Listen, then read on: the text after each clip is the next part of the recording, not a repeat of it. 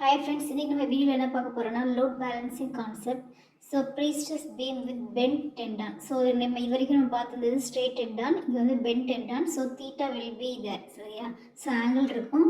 அப்போ direct stress வந்து எப்படி calculate பண்ணுவீங்கன்னா P by A, அதாவது direct tendonனா இங்க வந்து bentனால P cos theta by A. So net bending momentக்கு இதான் ஃபார்முலா. Extreme fiber stressesக்கு அதேதான். At midsection P by A plus or minus M by Z, end section P by A plus or minus PE by Z. So இதில் வந்து இந்த cos theta இருக்க அந்த term மட்டும் நம்ம எடுத்துக்கிறோம். எதுக்குன்னா இங்கே ஆங்கிள் இருக்கிறதுனால இங்கே சைன் தீட்டா எடுத்துக்கிறோம். ஸோ இது ரெண்டு தான் டிஃப்ரென்ஸு. ஸோ ப்ராப்ளம் பார்க்கலாம். Figure shows a pre-stressed concrete beam provided with bent tendon. The beam carries a point load of 160 kN at the center. Determine the stress distribution for end section and mid section. Dead load of the beam is 6 kN per meter. So 160 kN at the center கொடுத்துருக்காங்க. Next இங்கே வந்து 100 mm, இங்கே வந்து 50 mm at the ends கொடுத்துருக்காங்க. Next pre-stressed load வந்து என்ன கொடுத்துருக்காங்கன்னா 1000 kN. இதுதான் cross section of the beam. So first கிவன்லாம் எழுதிக்கோங்க. ஏரியா வந்து 400 into 600. Next Z BD square by 6. So BD square by 6 போட்டிங்கன்னா உங்களுக்கு இந்த வேல்யூ வந்துடும். ஸோ B வந்து 400, D வந்து 600. தீட்டா வந்து inclination of tendon with horizontal. So sine theta is equal to 150 by 3000. So 150ன்றது உங்களுக்கு இங்கே இருக்கும். சரி, இங்கே 100, இங்கே ஒரு 50, 150 டிவைடட் பை இதில் ஸ்பேனோட பாதி வந்து எழுதுனா 3 மீட்டர் இருக்கும். அதான் 3000 போட்டிருக்கோம். ஸோ இது வேல்யூ வந்து 1/20. Next analysis of end section. Extreme stress உங்களுக்கு தெரியும் P by A plus or minus PE by Z.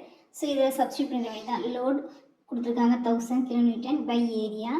E வந்து என்னது 50. சரியா? ஸோ இதை வச்சு நீங்கள் சால்வ் பண்ணி Z வேல்யூ நம்ம கண்டுபிடிச்சோம். இதை சப்ஸ்டியூட் பண்ணிடுங்க. So stress at the top வந்து plus P by A plus PE by Z. Stress at the bottom வந்து P by A minus PE by Z. சரியா? ஸோ இது கால்குலேட் பண்ணிங்கன்னா உங்களுக்கு இந்த வேல்யூ வந்துடும். ஸோ ஸ்ட்ரெஸ்ஸோட யூனிட் வந்து newton per millimeter square. Next analysis of mid section. So சென்டரில் லோட் வந்து எவ்வளோ கொடுத்துருக்காங்க ப்ராப்ளம்னா 160 kN. Next upward point load provided by tendon is 2P sin theta or 2P tan theta. So Pன்றது உங்களுக்கு ப்ரீ ஸ்ட்ரெஸ்ஸிங் ஃபோர்ஸ். தீட்டா நம்ம already கண்டுபிடிச்சிட்டோம் 1/20. இதை சப்ஸ்டியூட் பண்ணிட்டீங்கன்னா உங்களுக்கு இது வந்துடும்.